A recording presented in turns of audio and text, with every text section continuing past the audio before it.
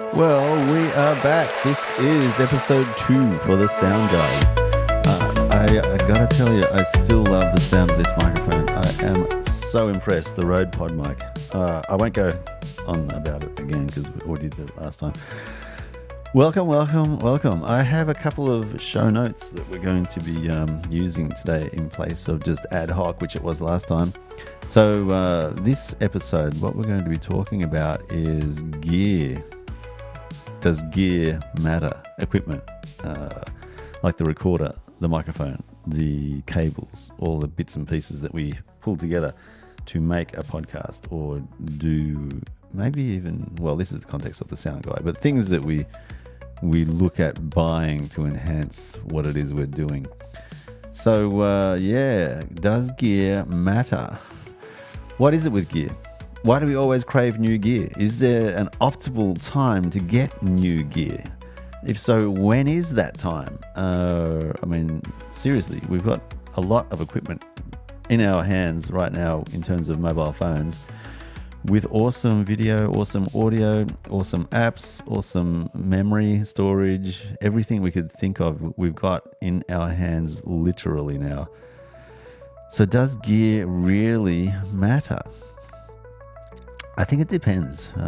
For me, growing up in the 70s where there wasn't a lot of disposable income, toys and things that we've got at our disposal now, they just weren't there. Not in the same degree that we have across the society we live in. So, I think, let's go back a step. So to create things, you need basic equipment to start with. But nowadays, that basic equipment is well within everyone's reach. And so we compare each other or compare things that we have with each other's things that we have. And then think, well, why can't I get that? And then I'll be able to be even better.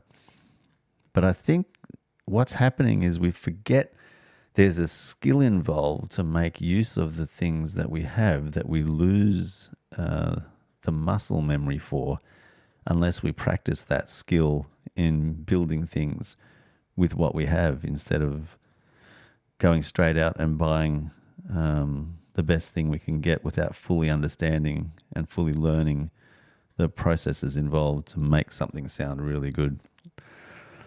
So there's a minimum level of gear that we need for sure, but then I think there comes a point when you've learnt how to do things with the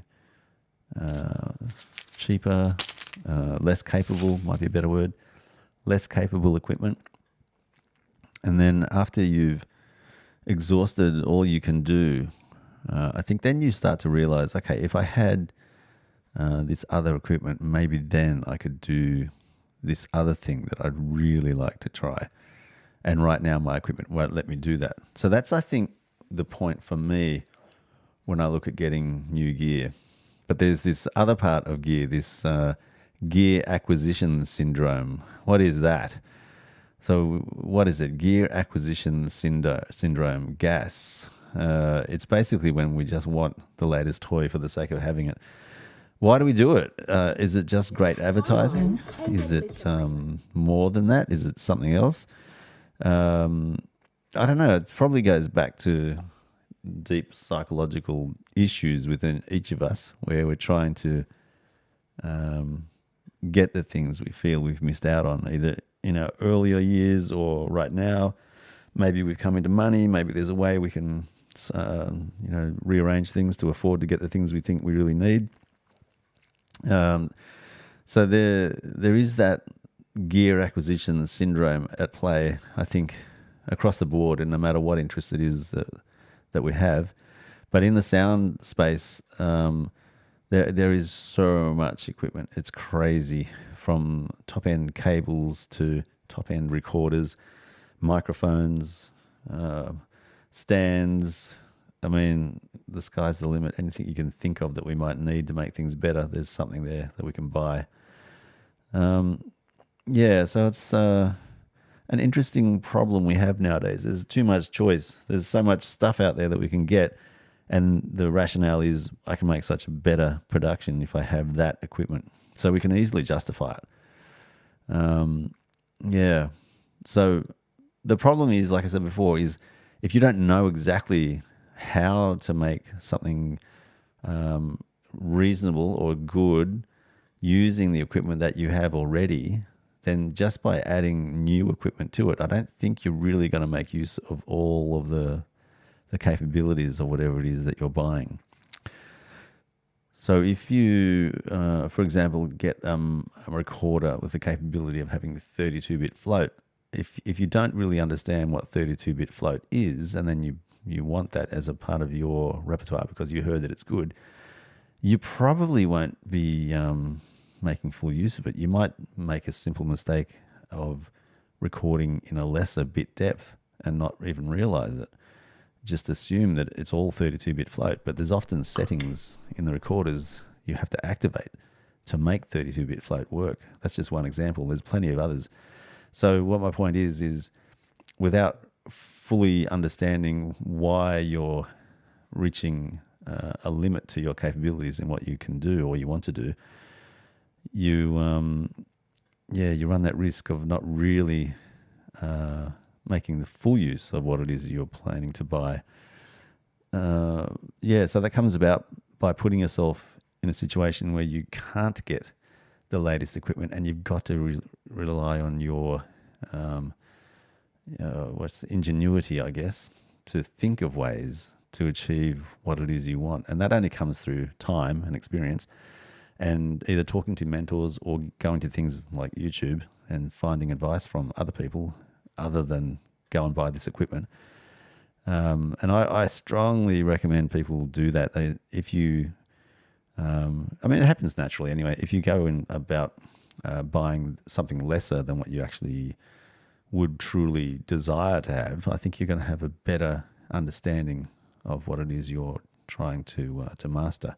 And I think that's the key to it is, are you wanting to master and really understand, for example, in this podcast context, sound?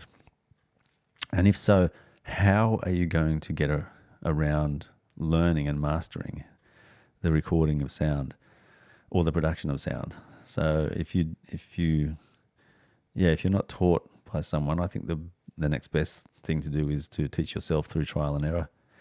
It takes about the same amount of time. It's probably a lot cheaper. And I think you actually learn a lot better, but it's very frustrating, if you're wanting a quick and easy way to produce or record really excellent sound and audio. But I honestly think that's the best way forward. That someone's talking about 10,000 hours spent in understanding or mastering something. I tend to agree with that. Yeah, I think paying lots of money for a course will give you the foundational knowledge. But if you run into a problem which the course does not cover, then you're left on your own, and you've got to again go back to what you can do to understand how to get around the issue or the problem you're facing. So, I think we're better off going in on our own and then using our resources to figure out how do we proceed. It's obviously better if you can get a mentor, but it's very hard because there's a lot of money expected, I think, for a mentor to be paid to be able to take time off work and teach you how to do what he knows or she knows. So in that way, I think it's kind of cost prohibitive. And the alternative is to get by with what you can afford, teach yourself over time, and become that mentor to mentee, they become that mentor so you can mentor other people in the future maybe. But again, you've got to charge for that so you can stay alive and have a living. So there's no easy answer, I guess is what I'm saying. But I like the idea of referring to podcasts or Skillshare or that kind of a medium where you can learn and do things. This way with the podcast as well, I think is okay, but it's more about taking the little bits of gems that appear amongst all of the words and all of the time that you spend in a podcast and then applying that. So it's a little bit time consuming as well. I do this because I just love recording. So I'm hoping there's value in it as well for you. But yeah, it's mostly up to you, but more than anything else, if you really want to do anything in life, you've got to put time and effort against that. So that's what I'm trying to do. I'm not a master recorder by any means, but I really enjoy recording and capturing music, but sounds as well, and using sounds to make music is really cool, and especially making sounds for movie effects. That's really good fun. And to that end, I guess I'll just go through what I have in terms of equipment that has helped me understand how to record really good sound. And I'll try to remember the situations where my equipment was letting me down, where I needed to upgrade and get better gear. So let's dive into that one. So I'll start with boom poles. So when I went into sound recording for movie sets, I quickly realized, oh my God, these people want me to have a really good microphone, which I had, which takes me back a step. I started a YouTube channel back in 2018, and I bought some pretty expensive microphones. Then I bought some cheapy cameras because I knew the story and the sound, then the video is the correct order to do things. So writing out a story, getting the sound, and then getting the video, the shots of the story to back up what's being presented, I think was the right way around it. But my point is that I needed some boom poles, or one boom pole at least. So I quickly jumped online and organized a boom pole to be sent to me, but it didn't arrive in time. So I had to go over to North Sydney and pick it up and then take it to the movie set, which was a little bit of hassle, but I managed to fit it all in, got it done. And I wouldn't recommend doing it because it's quite stressful, because I got the boom pole, unwrapped it, and then basically on set it all up and used it. Luckily, everything worked. I wouldn't recommend doing that in case something's missing. There's often attachments and little accoutrements for the pole itself and the microphone to kind of fit together.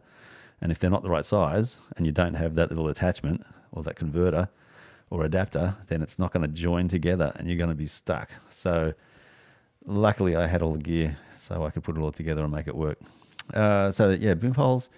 The cables I bought at the same time. The microphone I had, the recorder I'd bought a long time ago. So I just pulled that all together and made all the settings that I needed to make it work. So in that way, I guess the gear that I had, I'm still using now. So what I try to do is buy the gear that I can grow into. So it's always going to be a little bit more expensive, a little bit more capable than what I really need at the time. And I know that's going against the advice I said before, but I know what I'm like. I'm a little bit strange in terms of when I get interested in something, I want to go deep into it. I want to master it. And so I'd done reviews on the recorder that I decided to buy, like a lot of research. So I'd watched a stack of YouTube videos. I'd read a lot on the internet about all the recorders being offered for sale at that time. And I chose the one that suited me the best. And for my purposes, that was the Tascam Portacapture X8. It's a 32-bit float recording device with 8 inputs. It records 6 at a time, not 8 at a time, with a USB audio interface and 3.5 and XLR inputs, as well as USB input. So it's just a capable machine, and I knew I wanted something handheld that would be able to grow with me, and with 8 inputs, I think that's going to be ample on pretty much any movie set. So yeah, quite considerable cost, but totally worth it even now. So I've been using it since 2018, pretty much every day, and I really love it. It's really good. The next item that I bought was cameras. So I did a lot of research, and And I decided, because of YouTube, I wanted to make YouTube videos rather, for my YouTube channel. But instead of going for a high-end camera, I wanted to concentrate on the story and then the audio and the video last. And because YouTube does a lot of compression on the movies or the videos that it presents, I couldn't see the point in going for anything higher than full HD, which is 1080p. 2K is that is full HD, 2K. Beyond that, 4K, 6K, 8K, 12K even, I just can't see the point. I'd have to update all my computers. I'd have to get bigger hard drives to store all the larger files, and I'd have to get a much more powerful machine to process 12K, even 4K video. So I decided against that, and I've stuck with an older 2012 camcorder because it's got a large battery, large memory, no restriction on the timing for recording either. So that's I'm reaching the capabilities of that video camera, but I've got no intention of upgrading that. I'm going to stick with that as my main YouTube recording device. And it's actually teaching me what I talked about before. So that's the one area where it is kind of limiting me. There are things it can't do, like it can't do 120 frames per second to get that really, really smooth slow motion footage, but I can get 60 frames per second. So it's about half the slow-mo speed, which is fine for me. So, and there's ways around that. So I've discovered that there's ways to make it look even slower without degrading the quality too much. So there's a bit of a compromise. And that's what I think we need to do in that space of gear acquisition, is push what we don't want to upgrade to the limit and get add-ons or workarounds that will help us achieve what it is we want to achieve. So that's one example where I'm kind of living what I'm saying. I've added a couple of little bits and pieces to make the video production in particular easier. So magic arms, which are just bits of metal stuck together with some connecting rods and clamps. So you can attach cameras and audio equipment to anything basically, and get unusual sounds or unusual shots. Car accessories, motorcycle accessories. There's stacks and stacks and stacks of stuff that I've added to the sound side of things to support video, to then do video when I'm riding my motorcycle or when I'm driving my car. So in the car, for example, there's a suction cup camera mount, so I can attach the camera to the suction cup mount and then suction cup that to either the window or the sunroof, and then get a bit of an unusual video angle to make the movies a little bit more interesting. So again, that's what I mean by making do and then kind of adding to what we've got to get through an issue or a problem that we're facing.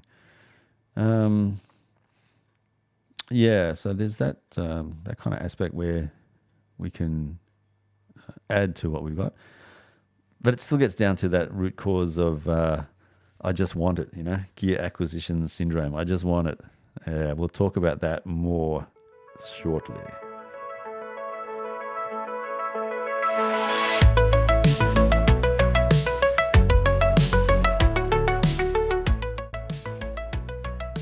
So I read an article online called The 7 Key Stages of Gear Acquisition by Rob Power and Matt Parker, published in the 18th of August 2022. So this problem has been around for quite a while. In this article, the 7 stages are dissatisfaction, desire, research, purchase, guilt, acceptance, and relapse.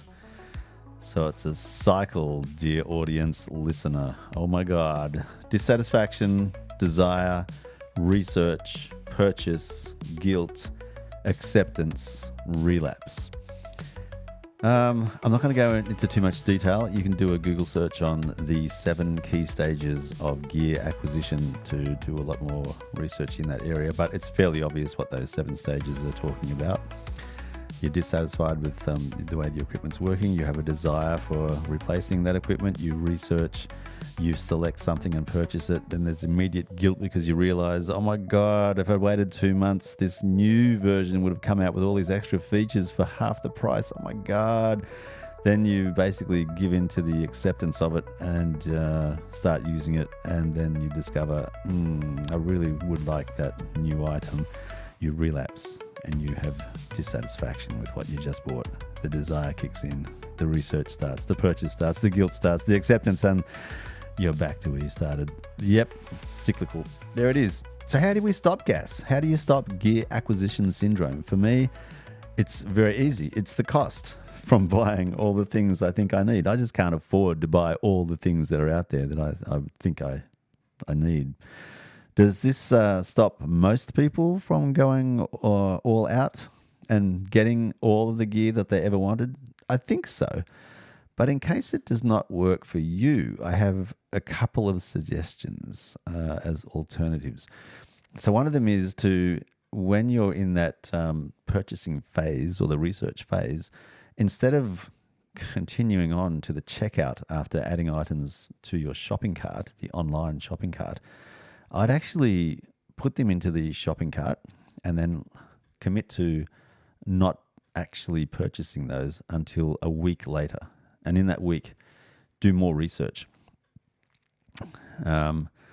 That's one part of the equation. And the other addition to that is to then exhaust all possibilities in that week while you're researching, to also consider making something that will do the job. As an example, I was looking at upgrading and buying, or not upgrading, but buying a slider for my my camera. And rather than going all out and spending $500 plus on a piece of equipment, which I intuitively knew wouldn't be something I'd use daily, I decided, okay, I'll make something that will do a similar job and see how I go. So I've got some wood and I mashed it all together and put it in a bit of a kit, which I put basically a piece of wood on top of 2 light stands, and then slide my camera along that on a dolly. So that's my slider, and it actually works really well. It works so well that I've decided I'm not buying a slider. This is now my slider. And I use it maybe once every 6 months. And I knew that would be the case. So I forced myself not to buy. I really wanted to buy the slider. But putting the effort in to make something else that would do, it's removed the desire for a brand new slider. So that's worked well for me. It may not work for you, but I'm a reasonably handy guy and I can get by with making things. So it's actually worked quite well.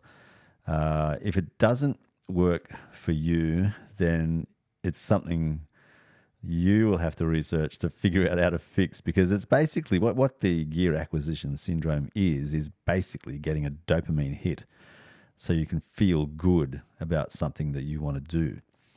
So, yeah, for me, like, I love buying things. I feel good after buying things. And so I know it's a definite dopamine hit for me. And I'm trying to work against that by making sure that I exhaust those possibilities of trying to learn something new that I didn't know before to make use of it, or make something new to enhance the equipment so I can do what I want to do. It's working for me. There are still things that I really want to buy, but I'm trying to pop those things into the online shopping cart, wait a week or two, and then see if I still have the desire to buy it. 9 times out of 10, I still want to buy it, but the desire is not as strong. So they're 2 suggestions I can give, but it is a psychological thing. So it's something you'd have to work on to figure out ways for you that work for you to stop. Otherwise, earn more money and buy everything. I don't have a good way out of this problem. So look, the other alternative is to, while you're waiting, or I've touched on it before, while you're waiting on that time to pass where you can buy equipment that's waiting in the online shopping basket, What you could do is do a bit more research in understanding whether it's something you don't know how to do or whether it's something the equipment definitely can't do that you wish it would do, the existing equipment that you have I'm talking about. If you determine it is the equipment, it is limited, it won't do what I want to do, full stop, then yeah, it looks like you will have to upgrade. But if it's possibility that you've got a bit of knowledge that you can learn and grow from, I would put effort into that and then see if you can get the result that you want first. And if it's still not what you're wanting, then go and get the gear. But that learning this is the opportunity. The opportunity to progress and learn is there when you have this obstacle. And taking a road out where it's going to cost you money and you may or may not get the result that you want because the knowledge is not quite there yet, it might be the wrong way forward. It might be better to actually try to really understand what the issue is. Are there other ways to get the same result? And see if you can exhaust that first. If you can't and you know everything there about this particular problem, then of course you've got to get the gear again. So it goes back to that gear acquisition. But yeah, it's definitely a problem for all of us. No one is alone in this. Yeah. So there it is. There you have it. Gas can be a problem. But if you work out whether it's lack of knowledge or capability of the equipment, then you can, make progress and work around those two areas. But don't worry, you won't be able to get all the gear you want anyway. There's going to always be something new coming out that will make the next thing really old very, very quickly. So that's another kind of rationale that I try to tell myself is what I'm proposing to buy, is going to be replaced in a very short time by something else that will do even more. So do I want to spend the top dollar on getting the latest? Sometimes what I do is I actually wait for the older item that I really wanted to be the old item that no one really wants anymore. And a good example of that is this Rode pod mic. Far out. There's a pod mic USB, which is a USB and XLR input and a volume control for the headphones. So it's got three capabilities where this has only got one, but it's a third of the price and it sounds great. It does a really good job at what it's doing, being a microphone. So that's a really good example. That's what I try to do more often than not. Sometimes in the example of the Tascam X8, there is older equipment out there, but I really wanted to get into 32-bit float recording as quickly as possible. So there's reasons for why I went into buying a brand new item. But looking back on it, I could have saved a lot of money if I'd waited a few more months and bought an older X8, or even after the X6 came out, the smaller brother of the X8. I could have looked at an X6 instead of the X8, but no, I had to get it then and there. And that's the regret. That's the regret that comes in to that phase. Yeah. The guilt. There you go. So all of us have gear acquisition syndrome built into us. It's something I think deeply rooted in the way we as humans are. We look at the shiny new items and we are obviously attracted to them, but we have to use the other gifts that we've been given with our intellect to work out ways to see, do we really need that? Do we really want to get ourselves in debt or spending a lot of money in those areas? There's ways to help us stop that. We've gone through that. So good luck with your gear acquisition syndrome. I'm going to see how I go as well. And on that note, I am going to now end the podcast and say goodbye. And I can't wait to bring you the next episode of the Sound Guy podcast coming out very, very soon. Stay tuned and bye for now.